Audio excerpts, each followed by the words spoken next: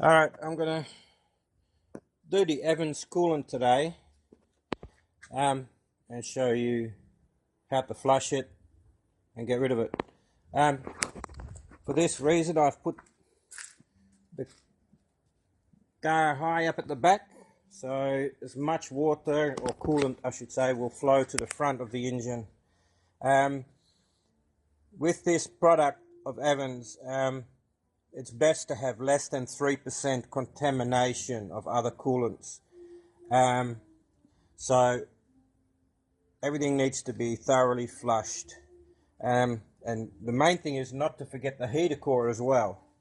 The heater core holds a lot of coolant, and that needs to be flushed thoroughly also. So firstly, down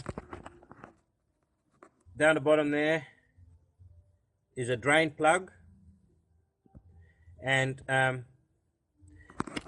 drain as much out that way as possible.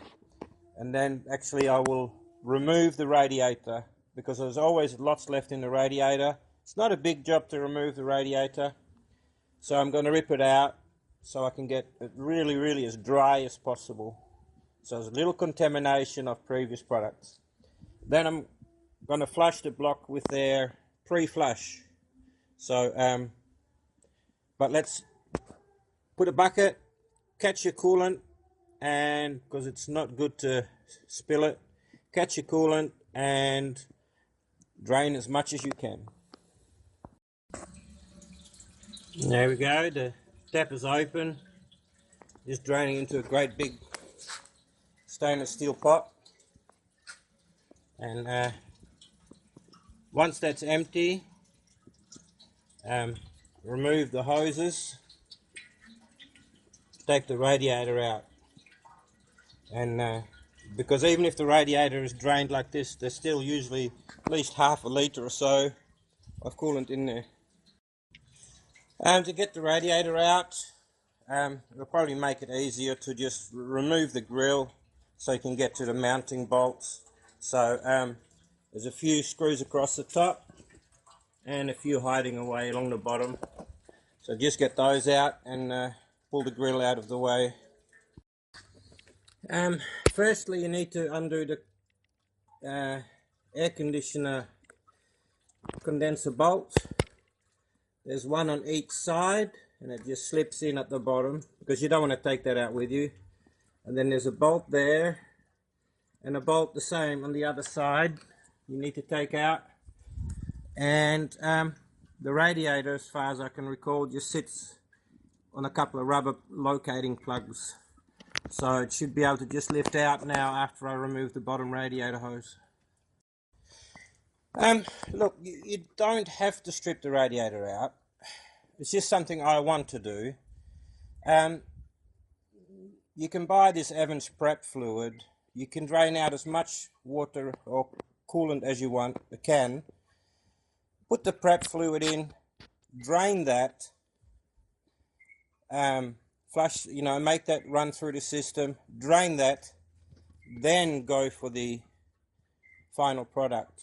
You could do that, and according to Evans, you can use this probably 2 or 3 times.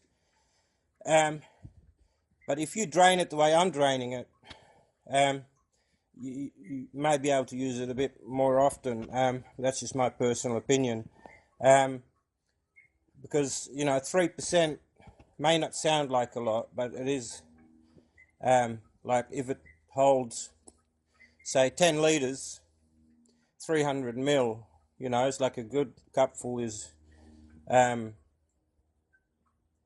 contamination, a cupful. Now, it doesn't take much to get a cupful in pockets inside your engine and your heater system. So I will definitely do both, but the more you can get out, the better, of course, the flush will be. So what I will end up doing is flushing it completely, putting in the prep fluid, running it through the system, draining it again.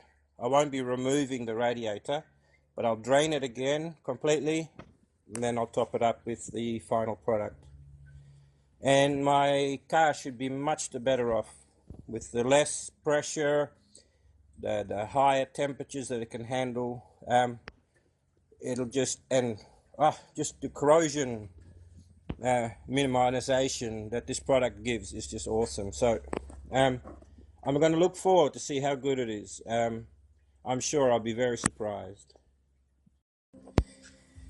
As a matter of fact, taking the radiator out was a bit more of a pain in the butt than I expected.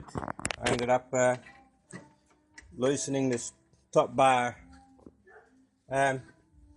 because in the Australian one the steering box is on the other side and it was constantly hitting the steering box, so I had to move this out of the way to get access to get the radiator out. But anyway, I'll show you what I mean in a second, how much water there's, or coolant there's in a radiator. Like they said, they recommend 3% or less. So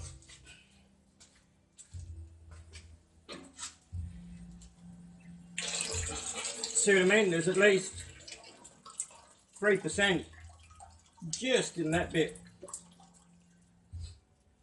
And you just cannot get to that unless you take the radiator out.